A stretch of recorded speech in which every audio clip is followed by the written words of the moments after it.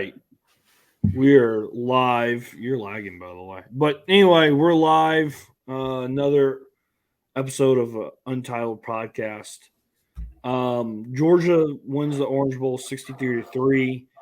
Um, I don't know how much there is to talk about this game. It was just a beatdown from the very beginning. It was a joke. I think we're probably more going to talk about what needs to happen and how can this be fixed, and what the problems were. But credit to Georgia, they showed up. They took the game seriously. They tried. They didn't pout for 3 weeks, and it showed on the field. So I'll let you take it from there. Yeah, obviously, I think everybody kind of knew because of the opt-outs from Florida State and them being deflated because they didn't make the playoffs. But here's the thing. I don't even think, even with the quarterback, just because the ACC is not a very good conference, Florida State was not a playoff team. And clearly, as they were currently constructed, as they took the field in the Orange Bowl, they were not a playoff team. I think Georgia can make a real strong argument that they were and should have been a playoff team. But all that doesn't matter. The state of college football is Kirby said it after the game in the press conference. They've got to figure out what the heck they're doing because there's still going to be bowl games outside of the playoffs next year. And and I'm going to go one step further. I could see like players on a team that's maybe a 12 seed. Let's say, Liberty is matched up against Ohio State. And if they have Liberty has some guys that are looking at the NFL, they're probably going to opt out of playoff games. It would not surprise me to see next year that we've got guys that are opting out of in the playoffs because they say, we're not, we can't, Liberty's not going to beat Ohio State. I don't want to get hurt. Plus, I don't want to get embarrassed and hurt my chances in the NFL draft. So I think it's a real problem. The other thing is we've mentioned it on this show a lot without getting into specifics of the game because it was, like you said, it was a total beatdown. There's not a whole lot of takeaways that you could take other than Georgia played well. I was glad to see, one of the things that we talked about is see Georgia win the turnover battle. And we clearly won that. And it makes a huge difference when that happens. Defense played well. Excited to see the linebacker, the young linebackers, excited to see the guys on the outside putting some pressure on the quarterback. So all that was good. But anyway, I just think that college football has got some serious problems they're going to have to fix and correct and think about. And this transfer portal and the NIL and the opt-outs, you're going to get people like me, frankly, are the attachment and the passion with this revolving door of players is not fueling fandom, right? It's going the opposite way, and college football takes it for granted that the fans are always going to be there, and I think they need to reevaluate that. And then secondly, I guess it doesn't matter because we're going to a 12 team next year, but this committee is an absolute joke. Anybody that watches football, regardless of, I don't know. It seems to me like it's a lot more politics than it is on who are the 4 best teams. Yeah. That was the mandate, I thought, but it's clearly they can't seem to do that. So anyway, that's all my comments. Well, to piggyback off of what you were saying, so Reese Davis and Pete Thamel, who I don't like, but everyone has their different opinions on people, had a podcast, and it was the morning of the playoff games. So it was after the Orange Bowl. It was Sunday night, I guess, when they were recording it.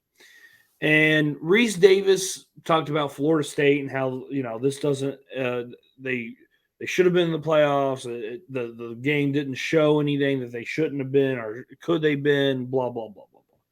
And then says, well, Georgia felt the same way. And if we were going on the 4 best teams, they clearly are. Their roster, without playing any games, is the top 4 in the country. Well, that's not what the 4 best means, Reese, you retard. That's not, and I'm sorry to use that word. People get offended by that. But that's not That's not what four best is. Georgia has 3 top 10 wins or top 25 wins in the AP.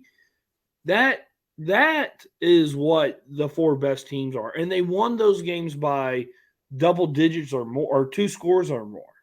So that's what makes the 4 best teams. I don't know why it's such a hard conversation to have.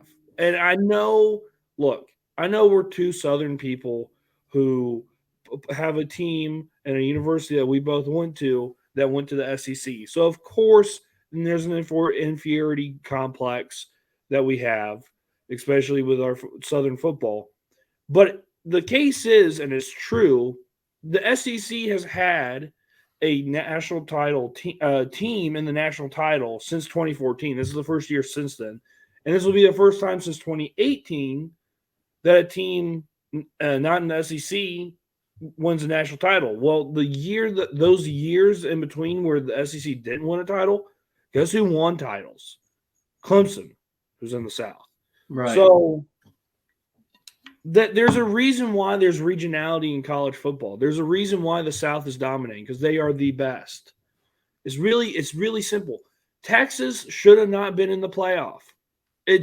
They did that totally because they couldn't justify putting Georgia in at 4 and let them play Michigan in the Rose Bowl because of the week 2 game against Alabama.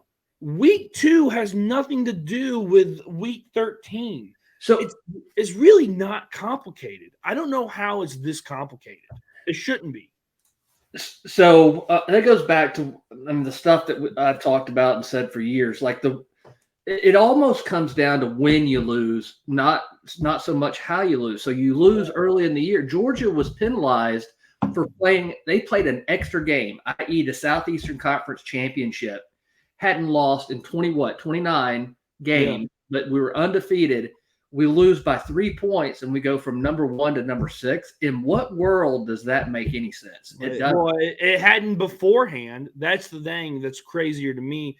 And here's the other thing. Not Bill Connolly. His name just popped in my head. Greg Sankey.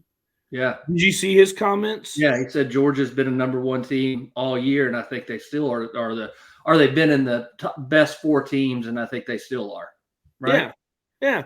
And I know he's obviously biased, but the way that the SEC handled the playoff snub and the way that the ACC and Florida State handle it shows you why there's a difference between the leagues. There's a difference between the quality of football. It's just I don't know culture. Well, yeah, for sure. I mean that Orange Bowl, if you want to take anything away from it, if you're just a college football fan, Georgia's going to be around for a long time as long as Kirby Smart's around because of the culture. That was a culture clash right there. That was the difference between recruiting, developing, getting your guys, adding pieces when you need to, and then getting mercenaries to build a program and turn it around. That is the difference right there. Didn't Norvell, I mean, obviously he recruited, but didn't he really build this program, though, largely through the transfer portal? Yeah. A lot of most of those guys that played, I don't know about Jordan. I think Jordan Travis is a transfer too, but Keon Coleman, their big wide receiver. Who's the other cat that's really big? Johnny, what's his name? I don't know, but I know who you're talking about. I had a couple big receivers. Number 14, he's a transfer. The team was littered with transfer guys, and I think I know what your point is. They don't care. They don't give a shit. You use the word. They're mercenaries, man. Yeah. They don't. It's not that they don't care, but they don't have the passion and the loyalty to Florida State, as though if they would have been recruited and, like you said, developed at a program, they're probably, Kendall Milton said it. He wanted to go to battle one last time with his teammates. There is not that affinity at Florida State, and it can't be when you're bringing in a large percentage of transfers through the transfer portal. Yeah, it's just a place to move on to the next place. Yeah, it's a transactional thing. So I mean, Look, here's the other thing too, and I guess from a Georgia perspective, it's frustrating because it was frustrating to me. Probably frustrating to you too, watching it. But watching Alabama play the way that they played all year, except one game. That Alabama and I fooled myself, and I think we all did because we saw what Alabama did against Georgia, and Georgia played its worst game, and I know that, but Alabama played out of their heads against Georgia, and everyone bought into this like Alabama was a good team. Alabama was a majorly flawed team, and it makes me sick to my stomach that Georgia played as bad as it did because if they played a C game, if we're being honest, C plus probably, I'd put them there. If they played a B to a B plus game, Georgia would have won that game. It would have been tight, but they would have won that game. And they would have been in the playoffs, and we'd be in the national championship. And it makes me sick because Georgia could beat both of these teams. Too. And we can sit here and we're trying. I'm trying not to be a crybaby. It is what it is, but it was extremely frustrating to watch. And I would say though, Georgia controlled their own destiny, and they should have taken care of business, and they didn't. And then to see what happened out. First of all, yes, Alabama's a flawed team. Defensively, that team was led by their defense. They were, let's face it, I think they're one of the top defenses in the country. Back end, really good. Defensive line, all their defense is good, but they had been highly inconsistent on offense. They can't consistently throw the ball down the field. They're getting inside the same stuff that we saw earlier in the year, all throughout the year. Alabama was doing. You get penalties in the red zone, shoot yourself in the foot.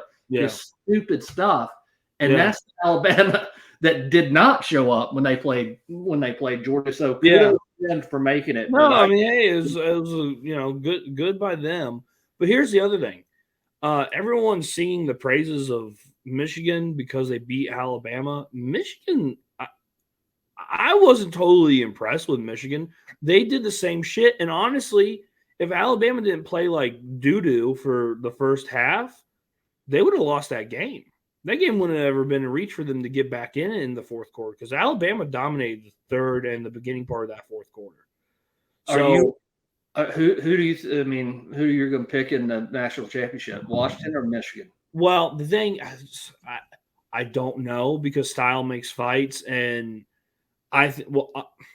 the stereotype for a Pac-12 team is the Pac-12 is always soft, and if they can get bullied around. Michigan wants to play bully ball. I watched the entire game. I thought the Washington-Texas game was a better game than the Michigan-Alabama game. I liked Washington really impressed me. They really but again, it just makes sense that Michigan would win it. But it would be really, the college football world would be safe if Washington won it. Who knows a Washington fan? Well, they're all the way across the country from us if they exist. That's true. So I think Washington will probably win, but I also thought Oregon was going to beat Ohio State in 2014. So I don't really know. I would, but if I had a bet right now, Washington's a 4.5-point favorite. Oh, really? I figured Michigan be favored. Yeah, no, Washington is. So that tells me Vegas is high on Washington too. So I don't know. I would say that they win. Anyway, who you pick? I think Michigan's probably going to end up winning it, and then it's going to be vacated probably. Did you hear that the guy that was like one of the guys that we've been filming and all he was there at the game. He was at the game. Yeah. What do we do in college football? What seriously? What? Yeah. What are we doing? I don't know. The thing about the advanced scouting stuff is whatever, but the thing that's indicting to me is the level of secrecy that they had and the cover up of it. Right. Because they knew that's the part where it gets them in trouble. If they were just advanced scouting, no one would really care. But it's the cover up that's bad. So yeah, you're probably right. I think Michigan probably will win. I'm pulling for Washington. My heart wants Washington because that'd just be the best thing.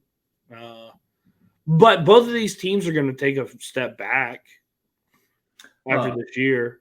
Harbaugh win a national championship and punch his ticket to get paid shit tons of money to go coach in the NFL, and a year or two later they're going to come back and vacate the national championship. Yeah, I think. Congratulations, college football. Yeah, I think that's. I mean, I think Harbaugh's gone no matter what. I do too. So, I just think that it's just whatever at this point. I wrote it in my blog. Check it out, Don Dog. It'll be up soon. There's a couple more. But Georgia's still the premier program in college football. Because both these teams, no matter who wins, they're going to take a step back. And Georgia went undefeated in the regular season, lost by 3 points in the conference championship, and then did what they did in the Orange Bowl. They're still a premier program. It's still Georgia and Alabama. I mean, as long as Nick Saban's on the sideline, I also wanted to hit this real quick. I know we just trashed the Alabama team for 2 minutes there. What Nick Saban did this year with that team is the most impressive thing that he has done. I agree. It really is. He's one of the greatest coaches of all time, and it sucks that we're trying to build our program during this time of Saban. But I mean, I guess the most improved team, right? Was that I watched? Was Alabama from the game they played in Texas, and who was that? South Florida. Yeah. To the one that played Georgia. I agree with you. I think he did a hell of a coaching job. Yeah, this team is a 2 to 3, probably even more, man. It's probably a 4-loss team if it's anyone else. It's a 3 to 4-loss team if anyone else is coaching it. Tommy Rees is a terrible offensive coordinator. That play call, man. I mean, that was awful. Yeah. It was a swing quarterback draw. Well, no, it was an RPO, and it was a swing pass out to the running back, and the ball was such a shit snap that Milroe couldn't even read the defense. But even if that play worked, you're still counting on your running back to make a play on 4th and goal at the 3-yard line. What's the thinking behind that? Don't you want to get your guy open? I didn't understand that at all. It just didn't make any sense to me. I thought it was a bizarre, series down there at the end of the game. Strategically, what they were trying to do. I don't know. Yeah, I don't know either. So, all right. So we playoffs. I mean, we think I'm hoping that Washington wins. I think we're both thinking that Michigan probably wins, which would be irritating. Shout out Portnoy. He made $1.5 million on that bet. So wow. Yeah. I'd take the day off. Well, he's not. He's blogging. I guess the next thing is Ladd McConkey's going to the NFL draft. I think that was probably the right move. He's dealt with tons and tons of injuries. I mean, he's been plagued with injuries 2021, 2022, and then this year as well. I wish that he would come back, but I think we both knew that it was probably the best decision for him to go. Most of everyone else is announced. Kamari Lassiter, Bullard, both leaving for the draft. Again, expected all that. The only person that hasn't said anything is Brock Bowers. So. Well, Cedric Van Pran hasn't either, right? But he's accepted. He did? Okay. Yeah. Zion Logue, I mean, he was gone anyway. But, so the only person left now is Brock Bowers. So the longer this goes on, Brock, I'm just telling you, my hopes are irrationally getting higher and higher. You're going to end up having a broken heart, even worse. Yeah, I know. He's going to go, man. But but why do you think it's taking him so long to say anything? There's a couple of things. I don't know the guy, but I get the feeling that Brock Bowers is doing things that on his timetable. And I'm sure, he just doesn't want to, number one. Number two, it might be a harder choice than you think. I think he loves the University of Georgia. I think he loves Athens. So I don't know. I mean, it wouldn't be that tough of a choice for me either. I love college. I stayed for a while, so and they probably can get him some NIL money, So I don't know. He's weighing it, but I'm sure he's going to go pro. Yeah, I think the money that he would make in the NFL would not even be comparable to the NIL money. No. Probably not even close. No. But that outside, I mean, there really isn't much else that is really going on in college football and Georgia football. Were you surprised, though? I was kind of, because he got a lot of playing time early on, that C.J. Allen is transferring. C.J. Allen? Isn't that the wide receiver? C.J. Smith. C.J. Smith. All right. C.J., yeah, not C.J. Allen. He's our linebacker, but and he's a stud, by the way. He was in the field against Florida State. But anyway, yeah, C.J. Smith. I saw that, and I'm like, yeah. I mean, he got playing time early on in the season. I saw that too. I just chalk it up to the moves that Kirby's made in the portal. He probably feels like he's getting wedged out. Could be. I mean, and Rosemary Jackson. I'm not Gary Danielson. He also is declaring for the draft, which I don't know. I know you. Whenever I told you, you weren't really that surprised and said it was probably the right move for him. Right. I thought he could use one more year because he missed 2020. I know it was a COVID year and he has that extra year, and that was his freshman year. He broke his leg that Florida game. Yeah, in 2020. So he missed most of the season because that was only game 4 or 5. It wasn't that many games in. That was the COVID year, right? 2020. Yeah, we really played 10 games. It was like game 4 or 5. Yeah. So I thought he could probably stay one more year. Obviously, he's got a grade that he feels comfortable with, so good for him. Yeah, as you know, I'm a big fan. He did all the things that you could ask a student athlete to do at Georgia, in my opinion. Good leader, worked his ass off, blocked, overcame injuries. He was. I'm gonna hate to see him go, but these guys can get paid. Go get paid, man. Yeah. Oh, I wanted to bring this up because it's now my space and I can say whatever I want because I own the internet right now. I watched these Florida State yahoos the other day, right after the Orange Bowl. They were on the field of the Orange Bowl. And, they make excuses for Florida State. But first, to make the excuse of getting beat 63-3, that's pretty pathetic. I got to tell you. God, have some competitive spirit. And then not to know who Dylan Bell is. Like, I know we're in a very insular, bubble. I know that we are. So, we can sit here. I think we could name most of the roster. At least 8. Yeah. The 2023 roster. I think we probably could name most of it. But Dylan Bell, the Tennessee game was massive. The South Carolina game was massive. So what were they? They just never had. They said they never heard of Dylan Bell, right? Yeah, they were like, this guy was making amazing catches. Who was he? Where's he been all year? It's like, well, fuck yeah. I know he flashed 2 games and he was the talk of the, number 1 team in the country. What are you guys watching? Right, they're not. That's why. Well, and then, but here's the thing: they sit there and they say, well, Florida State should have been in the playoff. Well, how the fuck? Obviously, you're not watching the games, dude. Right. And it's very apparent to me that people, the national media and fans, and I think the committee, I don't think they watch. I think they scoreboard watch. You don't think they actually? If that's the case, then they should be ashamed of themselves. But that, based on what they did, that might be that's the most logical conclusion that you could come to.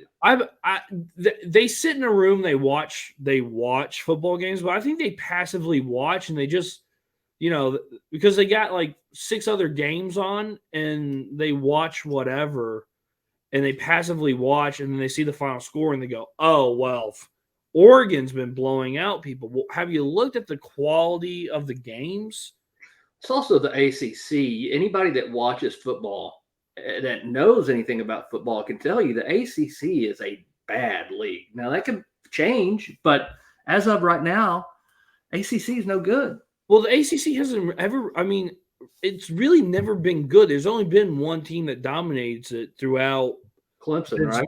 Yeah. Well, you had Florida State in the early part of the 2010s that dominated it with Jimbo, and then they had Jameis in the national championship team. And then they ran it for a little bit up till about 2015, 2016, and then it became Clemson, and then Clemson owned it.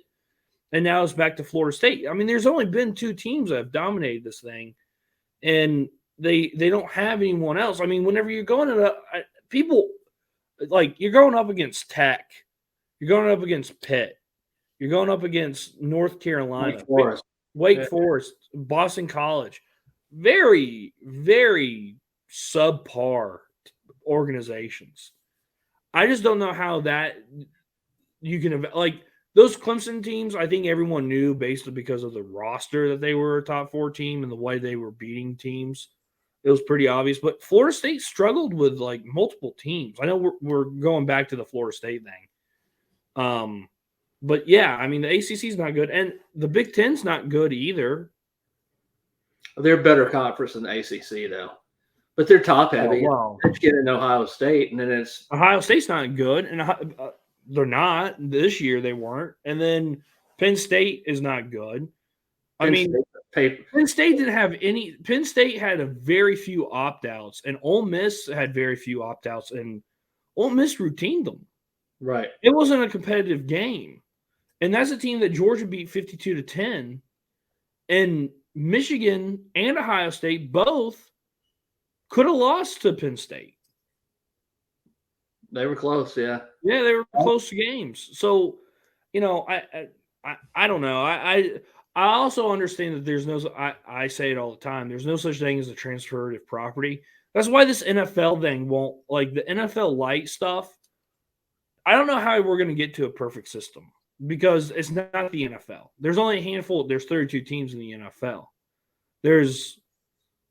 I don't even know how many teams are in the Power 5. Well, there's 14 in the SEC. There's 14 in the Big 12. There's 12 in the Pac-12, and there's now there's 14 in the Big 12. There was only 12 teams in the Big 12, and the ACC I think has 14 or 12. I forget what the number is. Like 60, 65 power. Yeah, there's like 60 Power 5 schools, and then add in Notre Dame. So how are you going to make a playoff that is fair and not subjective? There is the least likely Cinderella story is going to come from college football. The rich are going to get richer, and there's only a handful of teams that have a chance every single year to win, and that's just the way it's going to be. These Liberty, those are going to be cute little stories, right? But they're not going to end up. It's just like TCU. Well, it's going to be like TCU or Cincinnati. The G5 thing fucking failed on its face. I don't know why we try to keep repeating it. This isn't March Madness. This isn't where NC State survives and advances as a 12 seed. Like that's not going to happen. It's football. It's a different sport. So I don't know how this is all going to work out. I just don't. And then also, I don't know how certain, like the conference automatic bid makes no sense to me because like we just touched on, not every conference is built the same. The ACC is not going to be like the SEC or the Big Ten next year. Those teams have to be given credit for the schedules that they're going to play. I mean, Look at Georgia and Ohio State's got a pretty hard, challenging schedule. So does Michigan. So does Oregon and USC and Washington. Like, how does that all how does that going to work? Because you're going to have a 9-3 team that gets in over a 10-2 SEC team. Yeah, That's in the yeah, you are. ACC. That's crazy to me. It doesn't make any sense. Speaking of which, that schedule we've got next year is absolutely brutal. And then you take a look at a team like Missouri, who, if I'm going to tell you, if we'd had a 12-game playoff, I've said it before, Missouri would be a hard ass out, and they've got a Yeah. cup schedule next year comparatively. Yeah. So you're going to have situations like that as well. And I've said it before. I know this sounds bad, but I don't want Georgia to ever play in an SEC championship. There's no reason to. Play in There's the no league, reason to. get healthy, and don't play in those games. Well, here's the other thing too, and I know Tech fans they got mad at me before, but I mean the Tech game now is kind of either is going to have to move up, and I think that's probably what we're going to have to do. We're going to have to move it to the beginning of the season, or because the game's going to be useless. It's useless. There's no reason for it. Even hey, and if Tech is trending upwards and they keep going to where they're a 9-10 win program every year, which I don't think that will ever happen. But let's say they get to that arena, it's not good for either one of us. No, I agree. So there's no point in playing that game anymore. You're going to have to get rid of it or you're going to have to move it up at the beginning of the season. I think it has to be moved up. I don't want the rivalry to go away, but it's just games like that are just going to go by the wayside. And then you're going to have, like I said, you're going to have Georgia, if they're the more dominant program, which they will continue to be for at least the foreseeable future.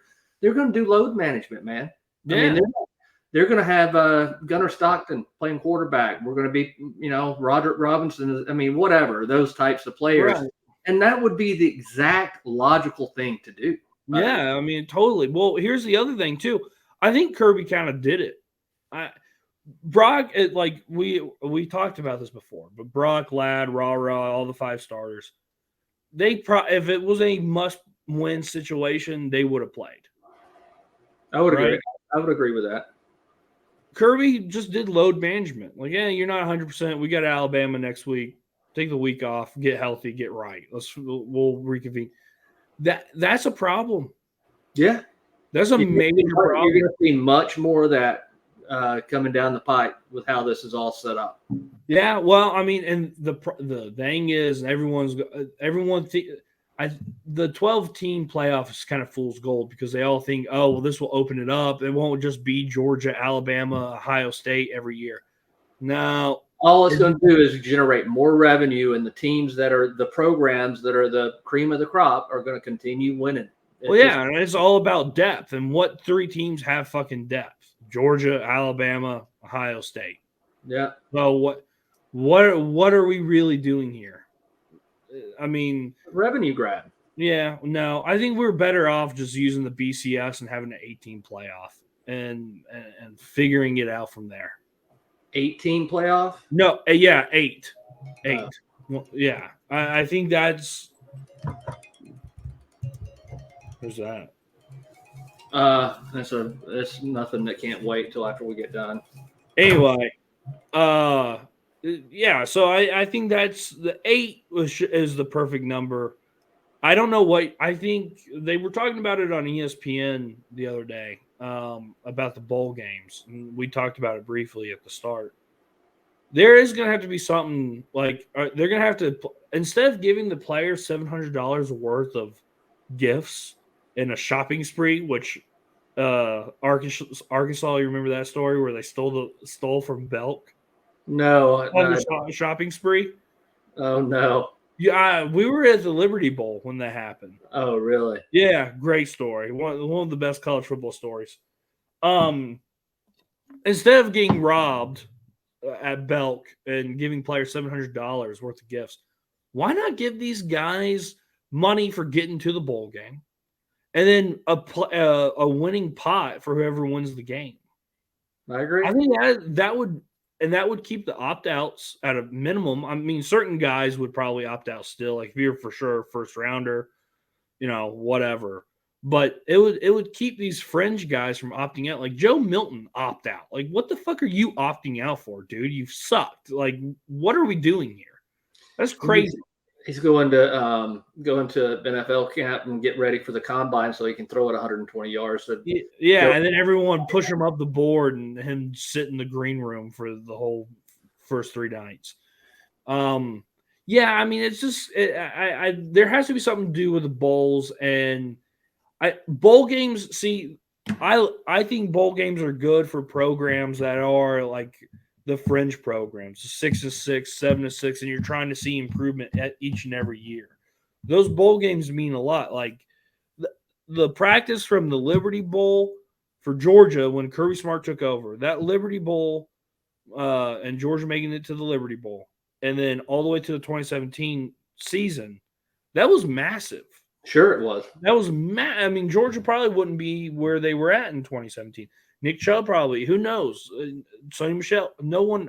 Who knows what happens in that time frame if you get rid of these bowl games, and it shows improvement throughout each year. So, and I know they're glorified scrimmages, but they should mean something because bowl games used to mean something. They used to be important, like the Sugar Bowl, Orange Bowl, the New Year's Six Bowl.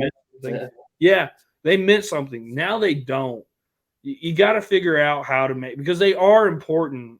They are important, not the game itself, but the lead up to, and then the extra practices, getting the kids that are early entries, them acclimated to practice and all, and getting them acclimated to the playbook. All of those are valid reasons, but I agree with you.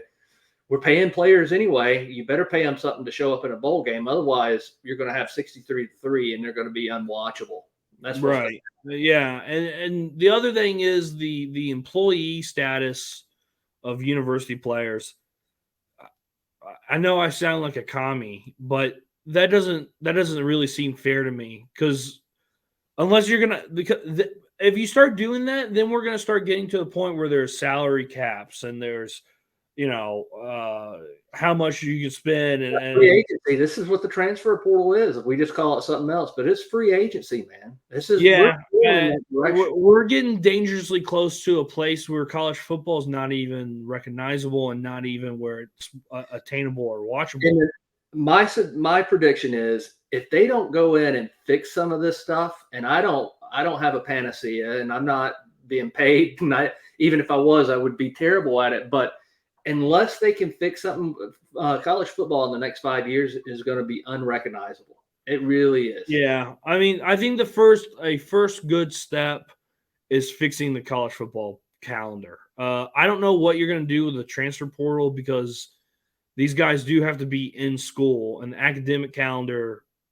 I don't know how you work that, because then you shouldn't be allowing people to transfer until the season is over, because that backup quarterback wasn't great for Florida State, but he was at least serviceable. He transfers in between the last game or the ACC championship and the bowl game. So now they're down to their third string quarterback. You can't look, man. How can coaches coach? You know what I mean? Like, wait, you're going to transfer? You're my backup quarterback, and my first string quarterback broke his fucking leg, but my second string is going to transfer portal. Now I'm down to this guy who's never played before. That's ridiculous.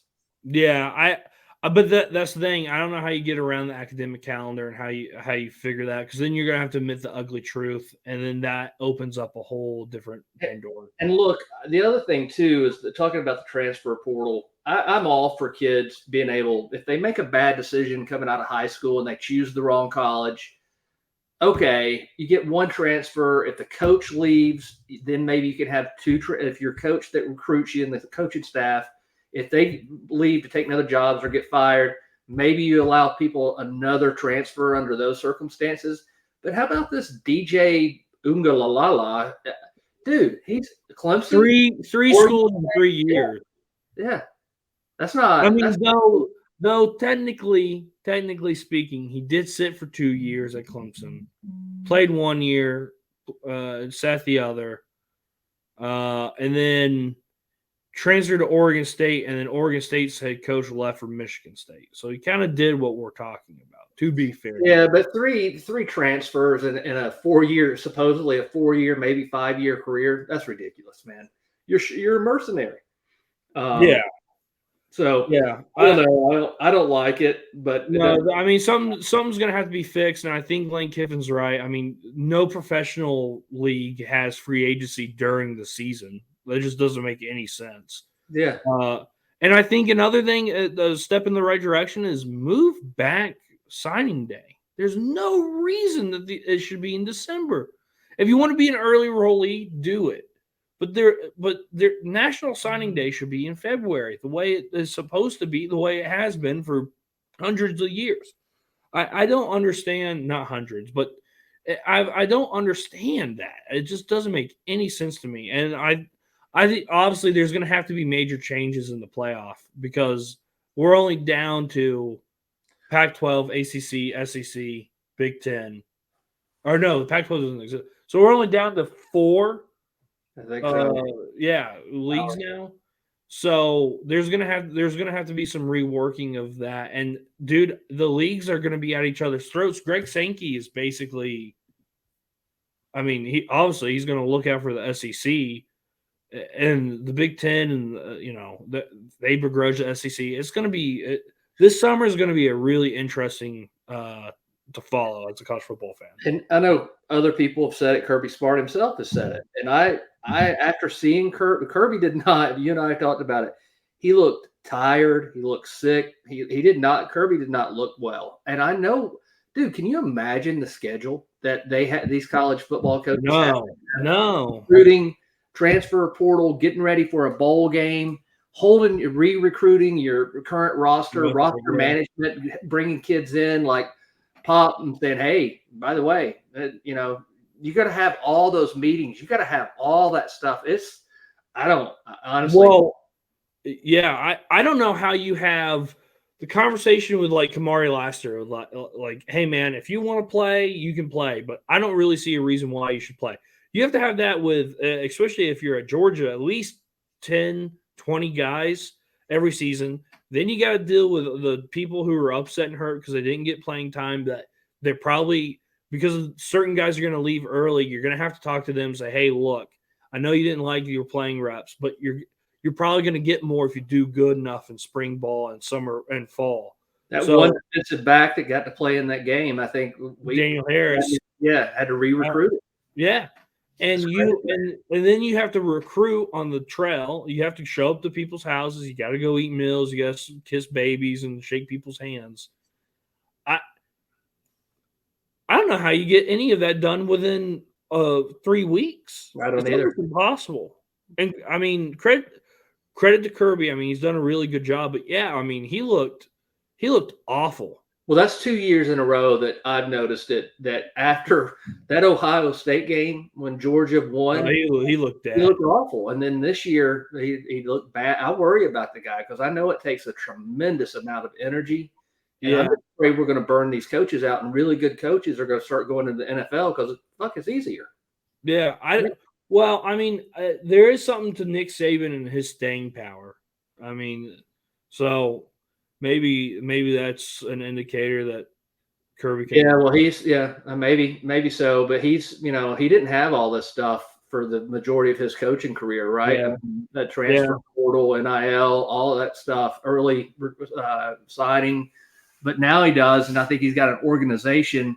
But he even talked about how he had to kind of change his mindset and actually look and say, hey, you got to enjoy this, right? Yeah. You're not enjoying it. Why are you? And Eli Drakowitz says, if you're not enjoying it, not having fun, why the hell do it? So maybe that's a different path. But Kirby's, I'm afraid that he's gonna wear himself out, and all these coaches are. But what are you gonna do? I don't know. Yeah, I know. All right, here's as we wrap up. Does Nick Saban retire? This month or this year? No. He wants to win another one, man. Does he win another one? I think it's possible. Can we say the quiet part out loud? They haven't won one since COVID, And then before that, they hadn't won one since 2017. I don't know. At a place like Alabama, absolutely. He's got as good a shot as anybody else has winning one over the next 3 years. Yeah, I guess, but like I don't know. And what will he do? Nick Well, Saban. he'll bear Bryant. He'll Yeah. just kill over. Right.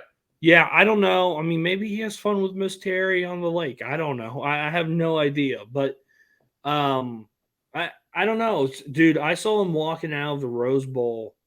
He looked old. Well, he's 70-something years old. Yeah, but he looked old. Like because he's not really like he's 70 years old, but he doesn't look 70 whenever he's on the sideline. He's in the heat of the battle. Whenever he got off that field, dude, it was bad. So I don't know. I think probably, but I don't know. I mean, I know they just beat us December, but and maybe I wanted to add this before. I'm glad I actually asked this question. What I hope, and I think Warren Brinson talked about it, and I hope it's a learning moment. Just because you are the University of Georgia and you're back-to-back national champions does not guarantee you a spot in the playoff just because they rolled the ball out there and you only lost by 3 points. It's not how this works. So I hope the guys that I should have let off with this because this is a very poignant point. I hope the guys that are on this team that are coming back next year and the guys that are coming in, they understand that. And I think it probably will be – I'm sure Kirby will have that message. But that needs to be I totally agree. Something that needs to be focused That on. message wasn't learned this year. When is it going to be learned? You can't just roll the ball out and expect to win because you're the University of Georgia. And I'm not saying that's what they did, but No, I don't think they did. I think they thought because we are Georgia, we are the back-to-back reigning national champions.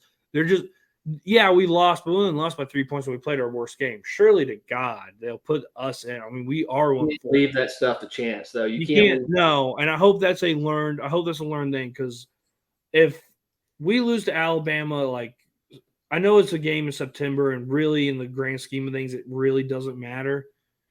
But if we lose to Alabama again, there's going to have to be some serious questions asked. I'm already asking the questions. I know you are. I think, though, the entire fan base will start asking those questions. And that's whenever it's going to get uncomfortable, and that's whenever it could tear what we have Camelot over here.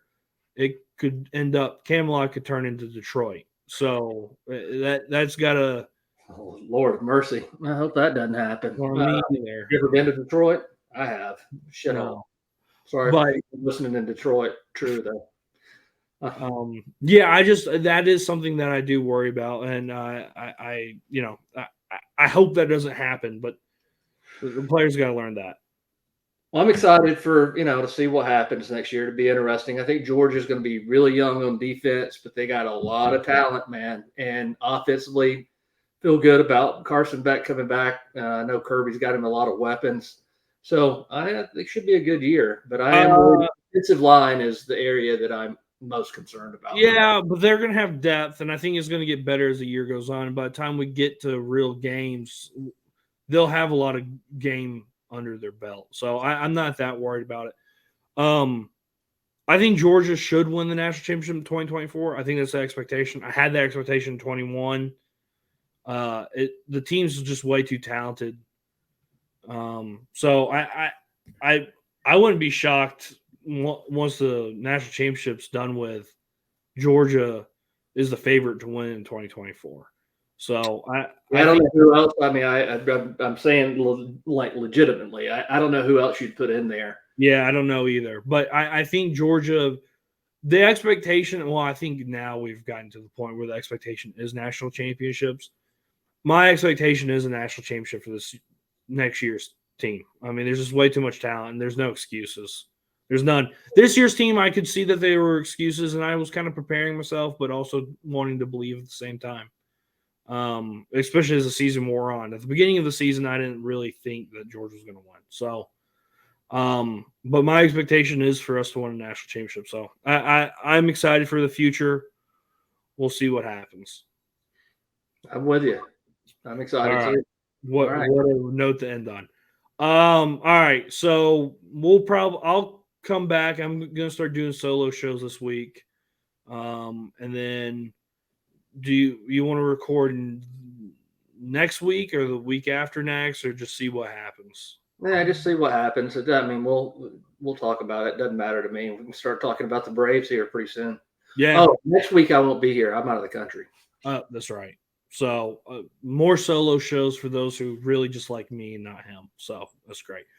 All right, go check out Dom the Dog. Uh, there'll be a blog up tonight. Hopefully, there'll be one up tomorrow afternoon. We have a basketball writer that I have to help now, so that's exciting. If you like Georgia basketball, read him. So check out Don the Dog. It's Don DAWN of DAWG.com. And for your shipping needs, go to Unishippers Atlanta and ask for who you got. Brandon Radiker. Ask for Brandon. So hopefully that gets done for you. I don't know. Anyway, all right. I think that's it, right? Yep, that's it. Happy New Year. All right. Happy New Year.